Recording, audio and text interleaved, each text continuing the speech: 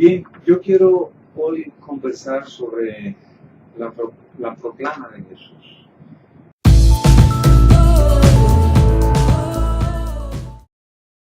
Yo quiero ir al Jesús histórico, porque en 21 siglos después de Cristo se han producido tantas deformaciones que necesitamos volver al Jesús original, al Jesús que aparece en las Escrituras. Para uno saber de Jesús, no tenemos otra posibilidad fidedigna que ir a las Escrituras. Las tradiciones pueden ayudar, pero también pueden desayudar. O sea, la base sólida es ver el Jesús que aparece en los Evangelios. Y en los Evangelios hay un dato que recoge Mateo con toda su amplitud, un discurso que fue el primer discurso público de Jesús.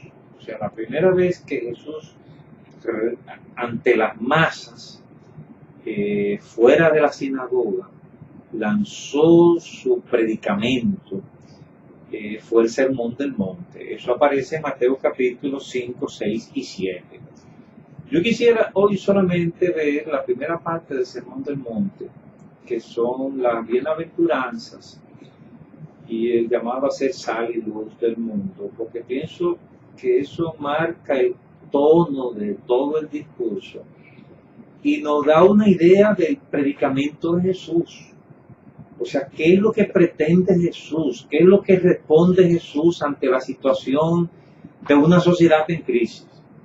Cuando Jesús dijo este discurso, Palestina estaba sometida a Roma y los judíos no aceptaban el gobierno romano. Ningún judío aceptaba el gobierno romano, lo veían como un castigo de Dios, como algo que había que cambiar.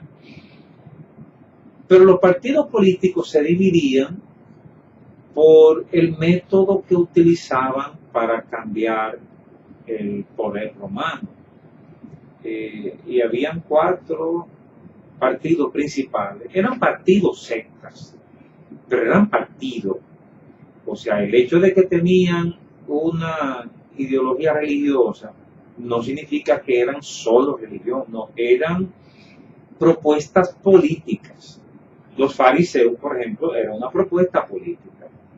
Los fariseos pensaban que debían aprovechar la coyuntura para hacer lo mejor que pudieran hasta que Dios les diera la liberación. Entonces los fariseos se caracterizaron por muchas tradiciones añadidas. Los fariseos generalmente dominaron el Sanedrín, o sea que en el gobierno local los fariseos era el partido dominante la mayoría de las veces. Opuestos a ellos estaba el partido de los saduceos. Los saduceos tampoco querían a los romanos, pero eran más oportunistas, más materialistas y más desapegados de las tradiciones y el misticismo, el legalismo que caracterizaba a los fariseos. Aparte de fariseos y saduceos, habían 2 grupos importantes que no aparecen en la Biblia. Bueno, uno de ellos aparece en la Biblia, pero no de manera destacada. Y uno de ellos son los cananistas. Los cananistas eran judíos, era un partido de judíos nacionalistas que rechazaba totalmente la dominación romana. Entonces los cananistas vivían en el monte, escondidos, eran grupos guerrilleros, violentos. Y por eso no aparecen en las escenas de Jesús, porque ellos no estaban actuando en la ciudad, sino que actuaban clandestinamente. Uno de los discípulos de Jesús era Simón el cananita. No sabemos si es que fue cananita, del partido cananita, o por su ímpetu le llamaban cananita, pero uno era Simón el cananita. El otro partido vigente en la época de Jesús era el grupo de los esenios, era un grupo monástico que ellos se iban al monte no para echar guerra sino para orar pidiéndole a Dios por la restauración de Israel. De esa manera se negaban a aceptar el dominio romano y se iban al monte a orar. Esos eran los 4 partidos que había en Israel. En ese escenario Jesús aparece y dice el sermón del monte. Te doy un resumen del sermón del monte. Mira, en primer lugar, Jesús comienza con la bienaventuranza. Bienaventurados los pobres, dice Lucas. Y es interesante que Jesús, sus principales discursos, se identificó con los pobres. O sea, Jesús hizo realmente una alianza coyuntural con los pobres.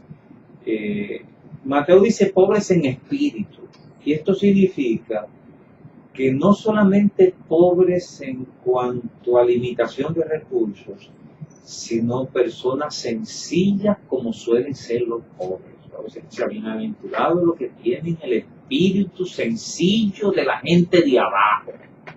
Eso es lo que dice Jesús. Yo vengo a identificarme con esa gente. Bienaventurado. Entonces, la gente que yo quiero formar tiene que ser gente con esa sencillez que caracteriza a la gente humilde. Bienaventurados los que lloran. O sea, yo estoy atrayendo gente desposeída, los que tienen necesidades. Bienaventurados los mansos, porque Jesús es pacifista. O sea, Jesús rechaza el método violento para imponer los principios cristianos. Por eso la cruzada, la Inquisición y otras formas políticas que se han usado para el cristianismo se apartan del pensamiento pacifista de Cristo. Bienaventurados los mansos.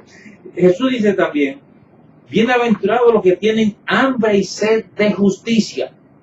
En otra palabra, yo estoy buscando gente comprometida con la justicia en todas sus manifestaciones, la justicia social, la justicia en el sindicato, en la empresa, la justicia en el gobierno, la justicia con las minorías. O sea, bienaventurados los que tienen hambre y sed, que les duele la situación de injusticia a su alrededor. Bienaventurados los misericordiosos, bienaventurados los de limpio corazón, los pacificadores. Después que Jesús describe esos rasgos, porque cada bienaventuranza es un rasgo de la gente que Jesús quiere formar, del hombre nuevo que Jesús quiere formar, entonces Jesús cierra con 2 declaraciones clave. Vosotros sois la sal de la tierra, vosotros sois la luz del mundo. O sea, esta gente que yo estoy formando está llamada a ser sal, lo cual significa infiltrarse, penetrar, llegar a ser parte de.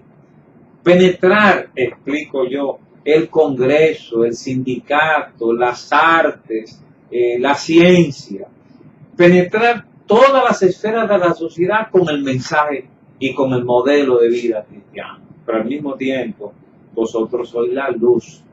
Si la sal se infiltra, se disuelve en la carne para hacer su efecto. La luz para actuar tiene que ser a distancia. Vosotros sois la luz. Es decir, ustedes son diferentes. Ustedes se infiltran, pero son diferentes. Tienen que ir al Congreso, al Parlamento, al sindicato, al arte, a la ciencia, pero con una mente diferente, que es la mente que nos da el Evangelio.